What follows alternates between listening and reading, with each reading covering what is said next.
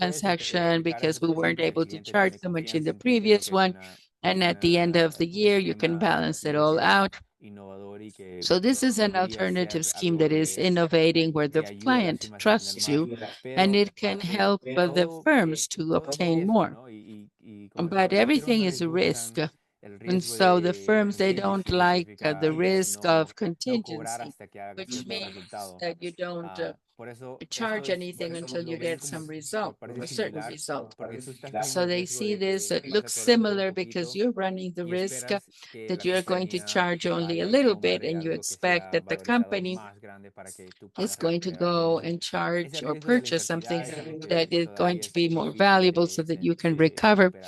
So that is a little bit more difficult to overcome. Y un poco de tarifas alternativas también para trademark A little bit on patentes, alternative reconocimiento y rates manejo for de marcas y trademarks patentes. and Usualmente patent esta prosecution. clase de leyes es Usually, facturado por this sección class of 4, legislation is so, invoiced by Section 4. rellenar y someter la aplicación So, del filling patent o out, del submitting trademark. the application of the time Muchas or veces es precio the fijo trademark. porque es algo bien repetitivo, Usually, algo que it's se a puede fixed rate predecir because it's y algo que something se that could be puede también predicted mantener en qué and clase de could dificultad uno be, va a operar. you can maintain El it, trabajo which bastante es kind of delegado a difficulty los you will asistentes operate in. legales y So, the agentes de patentes work is usually que delegated ayuden to ayuda también a las firmas con legal todo el assistants costo and patent y la workers inversión en to ese help tipo de trabajo. maintain the Las cost and the márgenes de investment on this type beneficios of no work. son grandes, uno puede The esperar, margins of pero benefits are not muchas veces great. la Could say inversión that de la here, firma en los often the clientes, investment of the porque el firm trabajo in que clients, sí da más because the work that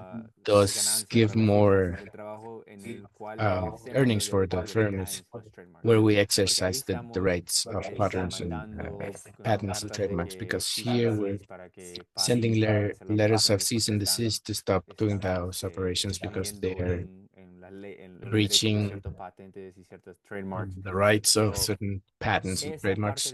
del So trabajo sí es this part of beneficioso the work y las firmas pueden is recuperar bastante de la beneficiary, inversión and firms can recover a y lot of the investment there usualmente because no usually lleva costo fijo y nosotros usamos it doesn't tarifas has por a hora, fixed cost entonces and es use al 100% hourly rate, de so que se that's cobra. 100% of Also, tarifas alternativas para charged. litigation, para Alternative litigio. rates for litigations. Esto vemos que mucha popularidad con This las we cuotas see that fijas a o lot of limitadas, popularity with que el fixed rates or cliente no quiere limited, pagar después de that the cierto client doesn't tiempo y want to quiere que el pay after a gobernador certain level sea and they want abajo de cierto precio.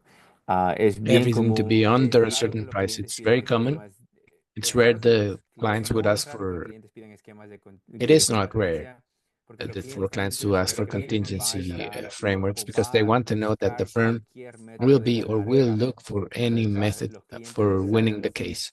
es manera So the clients es la need, manera que los clientes it's the way for tratan clients to de que las firmas try inviertan and en la relación o make inviertan firms en el invest in the caso o en el relationship resultado or del invest in the caso. case and the Muchas result of veces the firmas case. no les gusta Very often aceptar firms don't like esquemas de to contingencia accept porque these nunca contingency sabes, uno frameworks quiere because apostar en you una never know relación what's de going to happen litigio, in a si vamos a case of ganar o si vamos a perder, litigation, if we're going to win or we're going to muchas lose. veces no And está very often muchas veces no está no, como it's dice, not, las firmas no pueden realizar a firm miracles, ¿no? No cannot pueden hacer do si se miracles. puede ganar, And la firma puede if poner it una can be won, the inversión firm en could descuentos, pero put in an investment and trae discount. mucho riesgo. Hay firmas But que contingencies have a lot of todo lo que risks. hacen There es are en firms that contingencia. do. Muchas veces son Everything firmas they que do is with representan contingencies. Very often, y this is corren bastante riesgo, pero for muchas de esas most firmas firms that también take a lot compran out seguro de of risk. litigio porque But a lot of saben que el firms riesgo also buy existe, que hay litigation todo un negocio insurance because they know there's a risk here, and de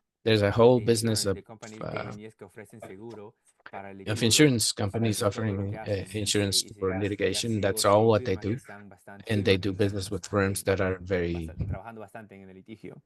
Hay working a también lot compañías que in solamente litigation. invierten en el There's also resultado del companies that litigio, only pero invest in le prestan the dinero a los results of clientes litigation. So o invierten they en loan money pagar for the clients el costo de who los invest and abogados pay for ellos the mismos, cost of porque the saben que lawyers va a haber una themselves cierta because ganancia they know si there's going to be a se certain gana earning if the case y is son won. muchas veces los que también cogen un pedazo And de la they're ganancia. very Entonces, often the ones that take a es piece of todo the un earnings. mundo eso y muchas veces las So firmas it's a las whole más grandes que digamos world. This no tratan de meterse en the eso large porque no hay firms riesgo try y not to get into because there's a lot of risk and ambiguity, and it also impacts a lot the earnings for the partners of the firm, for the stakeholders. It's something of a risk that the firm doesn't want to take on, or the stakeholders don't either, because they can take that in salaries and bonuses at the end of the year. And also, wanted to talk a little bit about the market of legal services in the US. The popularity of this continues growing, and of there's platforms that are popularizing. One of the most well-known is Pursuit, that allows them to, the clients to compare with other firms, auctions. It's become an exercise of pricing, really, who's willing to reduce their price the most. And often the firms you see that they're not as effective or that active during the auction, because the auction is a reverse auction. It's not that the price will increase, it's that the price is being reduced. And you see that the firm that was in position 4 or 5, 7 doesn't change the price by much, they just reduce it a little bit. And often clients do that because they want to say that they hired a firm that is in the top 10 of the United States. They were able to have them reduce the price from 5 million to 4.5. So they use that difference to say we were able to save up a certain amount. And that's what they're using to justify the operations of the professionals that are within the clients. And the other thing I wanted to talk about is internal legal operations are more and more sophisticated. There's investments from clients in their own legal operations and professional operations that are helping the clients how to purchase, how to choose, how to create a relationship with certain firms, and use and take out all that the benefits out of those relationships. Those professionals are very important with the clients, because they're like role of like, it's my job here in the firm. They know how to request the price. They know how to negotiate it, the same thing that we do here with the firm. And what cannot be overlooked is also AI. Pressure continues increasing for firms to invest in technology or produce technology that helps clients to reduce the price that they pay for legal services. What more is difficult is investing in the technology that will be long term, that will be here in the future, because technology continues being developed. Each day there's something new, and it's difficult to find in that technology to invest and put in all that in. So often you hear firms doing what we call a pilot. So it's in the beginning they try to see if it's going to be beneficial, but even the pilot counts. So if you do 10 pilots, you're investing a lot of money just looking at what are, or what will be beneficial for your business. Difficulty is also because clients don't want their information to be used for teaching or developing these technologies of AI, because they don't want, obviously they don't want there's piracy issues, and they don't want their information to be used for this, but they do want the benefits of AI. So it's something that they have to find a balance there, and still we are developing what will happen in the future. The firms, like I was saying, they don't like risk, they don't like, I think it's the natural part of a lawyer, reducir el riesgo and y por eso que reducing the tecnología como risk. inteligencia And artificial that's why technology as todavía tiene mucho camino AI still para has a lot desarrollar to y vamos a ver qué pasa en la develop industria.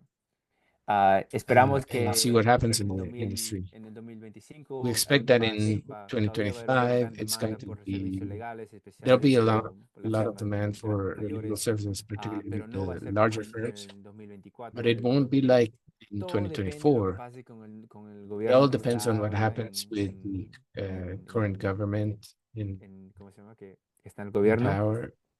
Pero si como But es difícil if predecir lo que el presidente va a it's hacer, difficult to lo que predict van a what the president will impactar, do, what lo que las compañías will van a hacer en impact, reacción a lo que está what the haciendo el companies will presidente. be doing in reaction to what the 2025 president is no se doing. sabe So cómo va a terminar 2025, we don't know how it pero sí will sabemos, be sí up, estoy but diciendo que no va a ser tan we bueno como don't el know. We're 2024. predicting that it won't be as good as Y 2024. And sorry, sí, Julio, we have ya 1 minute terminé. left. Perfecto timing. Yeah, Gracias a todos. Espero perfect que timing. traté de It's cubrir finished. lo más que Thank you, pude. everyone. I tried to cover as Por much si as hay unas I preguntas could, and o si please, if there's quieren any hacerme unas preguntas question después, or me if pueden you encontrar want en to LinkedIn make any questions afterwards, you muchas can gracias. contact me on LinkedIn. Thank you very much. Thank you very much, Julio. It was a pleasure. Not sure if anyone has a question that you want to make to Julio. Everything clear? Thank you very much, Julio. Once again, we hope we can have your participation in future events, and I'll open for the next session. With this session, we'll be joined by Maria Jose Galvez as moderator, and I'm going to allow myself to do a brief introduction to the professional that will be in charge of this session. In this case, we want to welcome Carmen Segarra, is main legal advisor for Microsoft, as a commercial lawyer for the region, Central Region and Caribbean of Microsoft Americas. She pushes the mission of leading initiatives that are transformative, that improve security of AI and digital safety security. Her aim is to position the main fundamentals of Microsoft, always showing a commitment with the fulfillment and ethical standards in diverse markets.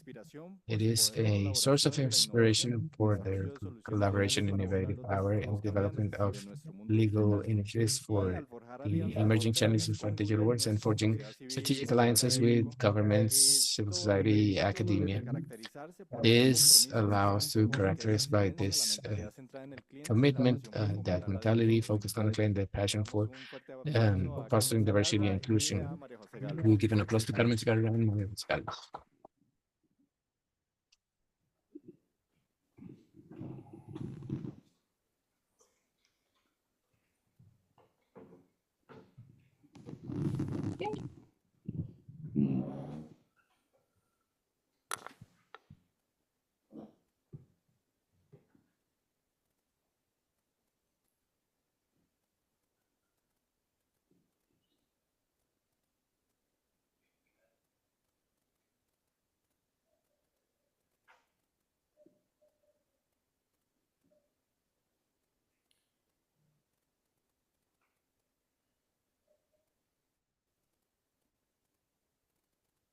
Bueno, buenas tardes a todos. Good afternoon, everyone. Gracias por acompañarnos Thank you en very esta much for charla. joining us El día de hoy vamos a in hablar this talk. sobre Today, we will be inteligencia talking about artificial. AI, Ser solo una promesa that futurista, far from being just a ya está future promise, transformando vidas it's tan already importantes transforming como nuestras industries vidas. as traditional as Es especialmente law. interesante It's conocer especially la interesting to perspectiva de una know empresa from the tecnológica como perspective of a Microsoft. technological company as ¿Cuál es su visión Microsoft. sobre esta What is transformación your y qué vision about this nuevas transformation, and herramientas particularly ya se están desarrollando para which asegurar que la tools are being normativa legal developed no to se quede ensure that fuera legal de esta industry era is de la not left inteligencia artificial? outside of this era of AI? Bueno, Carmen ya le dieron And su Carmen presentación, entonces vamos a already comenzar. received her Y nos presentation, gustaría so we're going to saber cómo start, and están we would viendo like to desde know Microsoft esa adopción de la how you're inteligencia seeing from artificial en el Microsoft this sector adoption legal. of AI in the legal Gracias, María sector. José. Muchas gracias a todos por Thank you, Maria recibirme Jose. esta Thank you very tarde. Para much mí es un to placer poder everyone for compartir receiving con me this ustedes afternoon. y It's a poder pleasure darles to una share with mirada you desde el lado de la and be able to give industria, you a perspective cómo para from the industry nosotros el side tema de la on inteligencia how artificial folks y el the derecho topic son around dos AI fuerzas que se and interrelacionan y law, debidamente it's two manejadas, esas interrelating dos forces, and fuerzas, duly se managed, puede these ayudar two a la industria forces, you can help the industry to achieve a lot more. That said, we from Microsoft, we saw something very positive, how currently different industries are being transformed uh, are achieving more leverage on tools as powerful as AI. As I was accompanying this presentation, we've been able to evidence throughout our work with different clients, with different governments, and in general with different stakeholders that there are a lot of positive elements in the adoption. I'm going to get ahead of what I want us to talk about today, but the adoption is safe, ethical, and responsible of AI. As we see here, there's a lot of organizations that currently are being able to enrich the experiences of their employees due to the use of AI. Today, we're also being able to reinvent the experience of interaction with the client, not only because we can reduce substantially the costs or reduce substantially the times invested in performing daily tasks. And today we can optimize those times, but also because, and as I want to show further on throughout the conversation that we'll have, the AI tools to achieve a better interaction with our clients, to become a lot more efficient and effective in our jobs, improve our communication skills, and also achieve an environment of trust that's a lot deeper in a better relationship with our clients. Another important aspect, Maria Jose, and for the audience hearing us, is that currently many businesses are remodeling the way in which they provide their services, how they position themselves with their customers through AI and the benefits that each contributes. So benefits, we've been able to see many. In practice, it will depend a lot on the use cases that are identified to effectively achieve great objectives with the support of AI.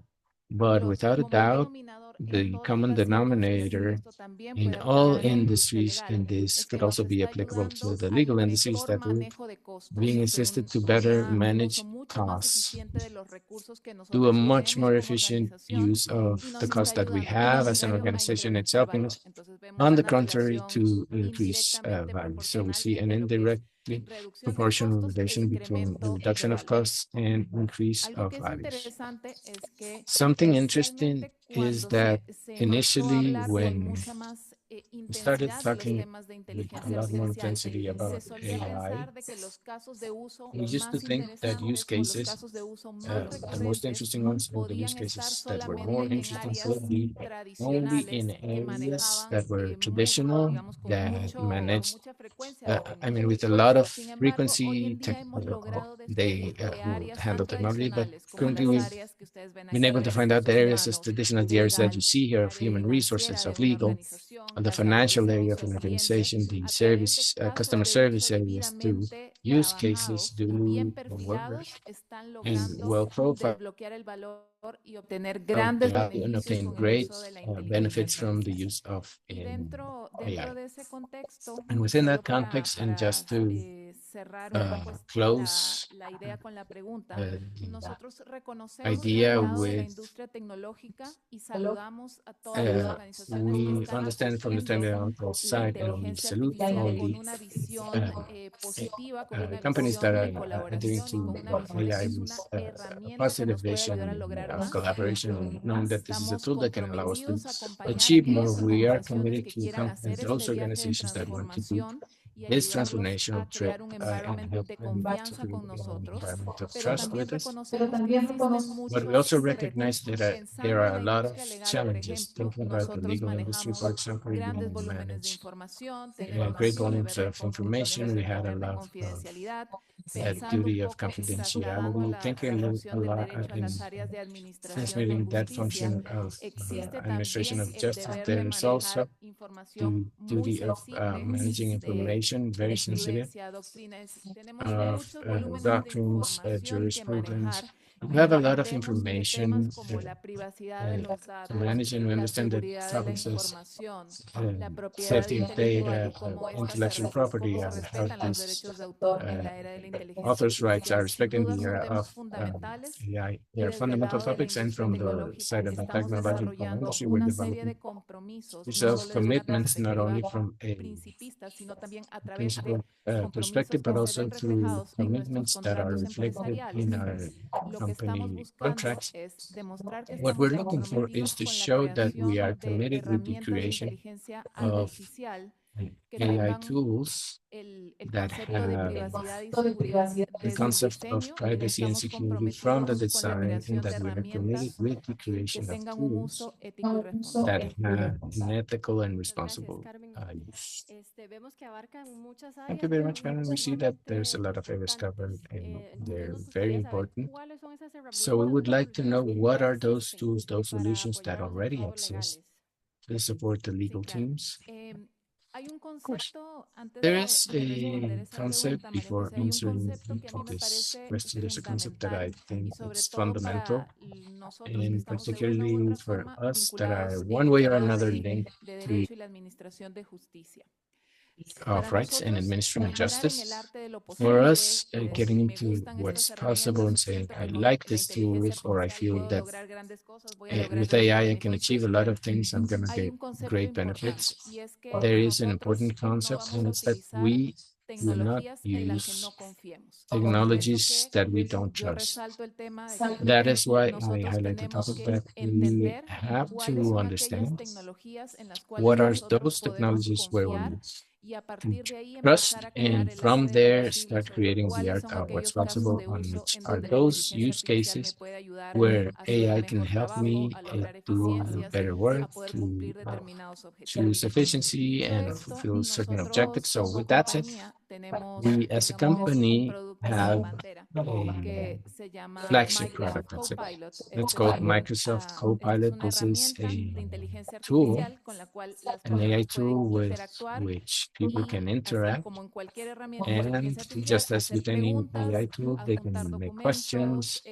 attach pedirle que haga ciertos documents, análisis y nosotros ask to interactuamos do con esta certain herramienta. analysis, Para and interact nosotros with es this una tool. herramienta de For us, it's a productividad tool of porque viene productivity adherido a because nuestra it comes adhered plataforma to de our ofimática, todo platform lo que es Word, PowerPoint, mathematics, etcétera. Viene Word, incluido ahí PowerPoint, y hace etc. mucho más fácil que And los it's included usuarios there, what cuando makes it quieran a lot analizar easier that documentos, users, when they want comparar to analyze contratos, documents hacer and resúmenes, contracts, quieran do comparar tablas, summaries, quieran they hacer can modificación de compare presentaciones, lo puedan tables, hacer de una modify forma mucho presentations, más they fácil e can do it in interactiva a porque much Copilot está easier incluido en esas operation way, herramientas because que Copilot is normalmente included in se those usan tools that para nuestro usually trabajo. are También used for viene our work. incluido en la plataforma de It's Teams, also lo que included in permite the que platform of pueda Teams, Copilot which allows ayudarnos for también a hacer un Copilot análisis to de help us nuestras do agendas, an de analysis los of our correos, de los chats que agendas of normalmente emails, nosotros of chats tenemos. that we usually Y esto a la larga nos we ayuda have, and a this lograr esos objetivos in the end iniciales que helps les us comenté, obtain de hacer un those trabajo mucho más final eficiente y objectives that mucho I más mentioned rápido. to a more efficient Para and faster nosotros, way. esta For us, herramienta this aplicado a la industria legal nos ha ayudado to con muchos de los apply beneficios que to ustedes the pueden ver legal industry mencionados has aquí. helped us with a lot of the Hoy en día benefits that you can estamos see mentioned ayudando here. a firmas de Currently, abogados, we're estamos helping ayudando a lawyer firms, we're nuestros helping clientes y a sus áreas our clients and legales their a poder legal crear areas eficiencias en el to be able análisis y to la create producción efficiency in the regulatoria. analysis and Pensemos production, un momento en cada uno regulatory de los production. escenarios que les Let's think planteamos for a aquí. moment in Hoy en each of día the como scenarios that abogados I'm stating here. sabemos que Currently, existe as lawyers, we una know that tendencia there a is incluso a a la trend, sobreregulación en even algunas for materias e overregulation incluso in tenemos que some subjects, normalmente and estar even we haciendo un have that monitoreo usually constante de the nuevas monitoring regulaciones que constantly pueden of existir new en el mercado, regulations que le that could apliquen a exist in the nuestros market clientes o que le apliquen a that are nuestra applicable for práctica our clients or diaria. that are applicable Muchas for our daily veces el practice. manejar esos Very volúmenes de often, the managing información of y el those estar al día en information nuevas volumes and regulaciones being se up to vuelve date in una new tarea regulations muy becomes compleja. a very complex task. So through the development of use cases currently with these tools, we are helping legal areas of our clients to be able to do a monitoring that's a lot more effective and quicker of new regulations, to understand quickly what are the implications of those regulations. Create summaries, you can create presentations in this way, and do the sharing of these implications a lot more easier with these new legislations with their internal teams or with external audiences. We're being assisted also through use cases, very interesting, to improve the way of advisory service. It's helping us strengthen, as you can see here, compliance and risk management, understanding all of this framework of new regulations that come out constantly, understand its particularities. We can help our clients to do a better management of the mapping of risks that exist, and that they can advise better their clients based on the understanding of these regulations. Currently, Copilot is helping us also to improve the interactions. I'm going to, throughout the session, and I would like to show some use cases and see how the tool works in practice, but it helps us with our communication skills. Let's think about development in law, that we work within an organization. I'm going to put my example, my particular example. I studied law and I work in the technology industry. My internal clients, not all of them are lawyers. So very often, if I want to communicate within my same legal team, I have the language, it's super natural and we understand each other, but I also have internal clients that are sales, finance, salesperson. These are people that my traditional way of communicating a risk analysis or explaining a regulation, it might not help me be very assertive in my communication skills. So understanding tools like Copilot, what I do is ask the AI tool to help me analyze my text and make suggestions for change so I can be more assertive, because my audience is not legal, or my audience is not used to legal reports. So adapt the way in which I will communicate to be able to get better understanding. It helps me a lot with languages, being an organization that's global. I have countries for which I work that speak Spanish, others speak English. So I can easily do that step from one language to the other with communication, with emails, with presentations, with the help of these tools. So if you start thinking about all the cases that I'm mentioning so far, and we do an exercise of dimensioning how much time it would take me to take the tasks versus how much it could take me if I use these tools of productivity, probably we can get an idea that we can administer our time better. We're going to see that in practice. And of course, it helps us to simplify transactions. One of the most valuable elements when I think about us as lawyers using these AI tools is, and here I talking about the reality of my day-to-day. Usually if it's happened to someone here and you want to raise your hand so you don't feel so alone, you can do that. But it happens to me that I usually get emails, minimum one a day, where they call me, what's your opinion about this topic? And I say, what is the topic? So you can look the email chain downwards, and there's at least 20 people involved, 20 emails that happened before. So you, to provide a legal opinion, to be able to do a diagnosis and say, I recommend doing this or that, or I see this risk. I personally have to read through the entire email chain. Due to the diligence, I should read the entire email chain. I would have to look at all the files, and then it means I would need to ask for it to be sent because it wasn't attached in this email list. With Copilot currently, what I do is ask for a summary of that list of emails and that it identifies what are the main points of the conversation and to identify what is the requirement for me. So the tool, without me having to read through that impressive list of email, it creates a summary and it identifies the ask for the legal area. Is this are you necessary or you not necessary? Or is it just an email for you to have visibility? Let's think a little bit about this, just one single case. Que nos ayude apagando el micrófono. No necesitamos que nos despierten. Please turn off that microphone. Por lo menos una Always, vez en cada evento. at least Entonces, once in each event. So, estas herramientas, as I was ustedes saying, these piensen tools, que son solo un correo if que you yo think les about it, puse this como is just ejemplo. one email that I set as ¿Cuántos an correos example. recibimos al día? How many Los emails do we abogados, receive 20, per day? 30.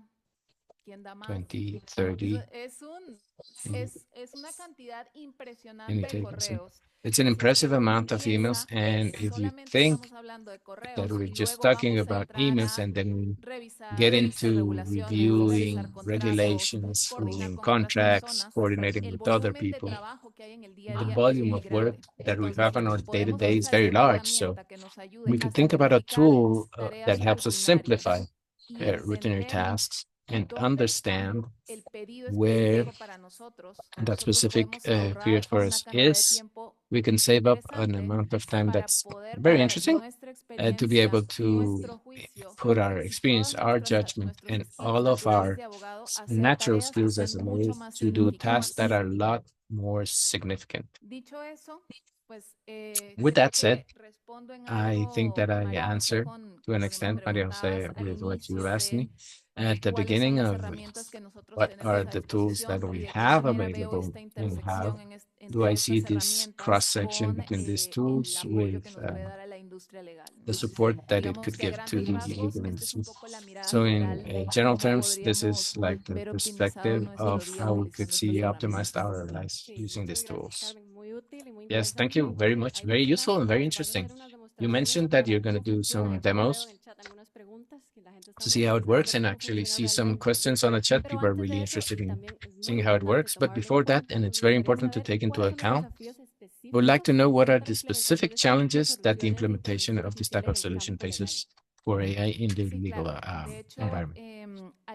Yes, in fact, at the beginning of the presentation, as I mentioned, with the entry of new technology, we're always going to find a perspective that repeats itself. New opportunities and new challenges. This is a constant trend each time that there is a new technology coming up. And with AI, this is not different. So there are a lot of challenges, particularly for the legal aspects of how to use these tools in such a way that I am meeting the regulations that are applicable to me, the regulations that are applicable for my clients, and how can I responsibly and safely use these tools. So from the technological industry side, we understand that this is a constant concern of our clients, not only from the legal areas, but also this is a concern of all industries. And that's why we have a commitment for our clients and also with the environment ecosystem, the digital ecosystem, when we created 6 commitments that I'm sharing with you, the Microsoft commitments that we named principles of responsible AI. What does this mean in practice? And in very simple terms, that all products and services for AI developed by Microsoft are by design have the compliance of these 6 principles. And I'll explain, and they help us face these challenges that we are talking about. First, equity or equality. What we are looking for with equality is for people, when they use the AI tools, the results that they receive for this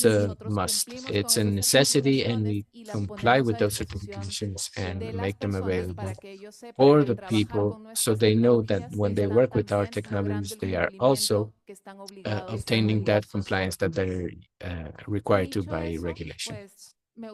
With that said, I would like to also, now that we're going to a little bit into the demos and see how it works, if we could see in practice specifically how a lawyer could be benefiting from these technologies.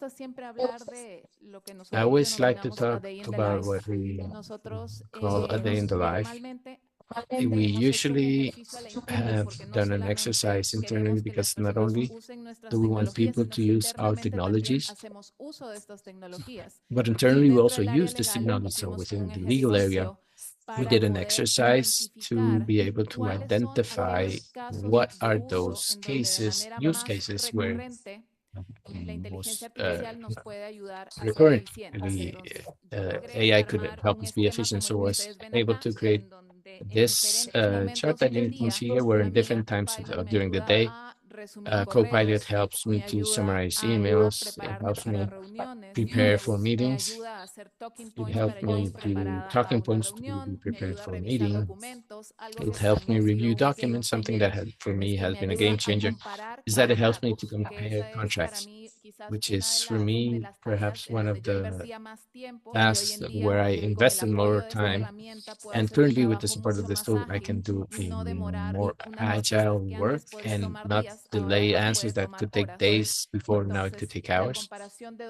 So the comparison of documents, review of new regulations, is something where I've identified support in my day-to-day, in my legal day-to-day, and also when we share this exercise with clients, and we share the prompts or the instructions you see here, they also start using them. They also start identifying more use cases that are interesting and share it with us. So it starts generating this environment of sharing best practices from our clients to us and for us to our clients. And that's what it's about. When we identify interesting use cases, we can start working from them and obtain more efficient results. So I think that in practice, we're going to understand a little bit better how you see this, but just to start, use cases for us in the legal industry, definitely we have a lot and we continue creating. On the go, we continue creating and finding them. Thank you, Carmen. Thank you for speaking about responsible and ethical use of AI. I think that is a doubt that is very common, particularly in this industry, in the legal industry, that deals with privacy and processes and that there's always this two that come up, and anytime that such a novel technology comes up. So I think it's very positive the way in which you've been approaching this, have a clear approach about the topic. And also, I really like the a day in the life that you brought. I think it's very important, and particularly is what people want to know. So, Carmen, how do you see could you share a practical case? How could AI help me save up time to a presentation or a legal document review? Here, before I show you, if you want to take away the prompts, welcome to use them. These are very useful of how we can begin to use Copilot. Copilot helps us with everything that you can see here and much more. And something that I like to highlight always is that it not only helps us with the daily tasks, but if you think a little bit more and you look for more uses, if you look at the last two uses that I'm showing here in that slide, several of us who are attorneys, we use artificial intelligence to prepare for mentoring sessions or for conversations of career development. Examples that you see here, the mentors or the mentees within our organization are using Copilot to have a profile or a background of the person with whom they are going to meet, and based on that to prepare questions or talking points so that they can make a much more efficient use of those 30 minutes when they're going to meet with this person. So not only for daily tasks, but for personal branding or for a profession, it's a more holistic look. There are cases where this this tool can enable us so that we can take our profession to the next level.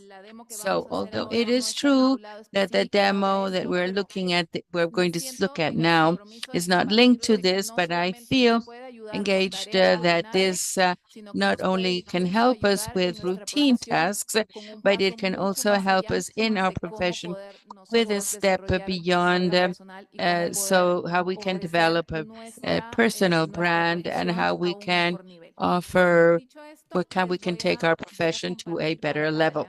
Having said this, I'm going to share my screen, and I apologize because sometimes when we do this live, it can take a little while. So we're going to share now the interface. What I'm going to show you now is the Copilot interface, how you can see Copilot so that we can interact with the tool.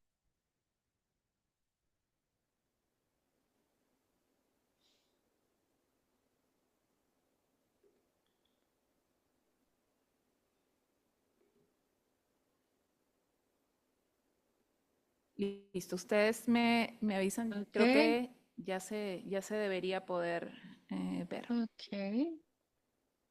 Listo. Esta es la interfaz de Copilot. Okay, this is the Copilot interface. You can find it in internet. And something very important, we have two types of use for this tool. Copilot Chat, which is a tool that is available. You can look for it in internet. It has a business security, although it is free. But there is also a tool that has a cost, the cost of the license, and that will allow you to do other types of tasks. But now I'm going to show you a functionality from Copilot Chat so that you can see how you can interact with the tool, from the very beginning. I'm going to show you some uses that we can have here. As you can see, we have these two tabs here, these two labels up here, which is the work environment and the web environment. For those who have the license, when we are in the work environment, I am going to be able to analyze my emails, my agenda in Outlook. I'm going to be able to analyze all of the conversations that I have had with my colleagues through the organization's chat, and I'm going to be able to label colleagues if I want to make a more personalized search. For those of you who don't have the paid tool, this doesn't allow you to attach organizational documents, but it allows you to make a web search, which is also pretty useful. And here I'm going to show you how it would work with the work tool. We're going to set up the following scenario. I am Microsoft and I have a business client whose regulator is asking to evidence that its technology comply with the policies for cybersecurity and that they will appear in the contracts that they have signed with their providers. I am Microsoft and my client says to have a contract with myself, which is evidence that Microsoft is committed to having policies that ensure cybersecurity. So in what part of the structure of our contracts is this found? Do we find this? And the clients are asking for this. And so this prompt here comes up where I explain the tool of, what is the task? Our client requires this and this and that.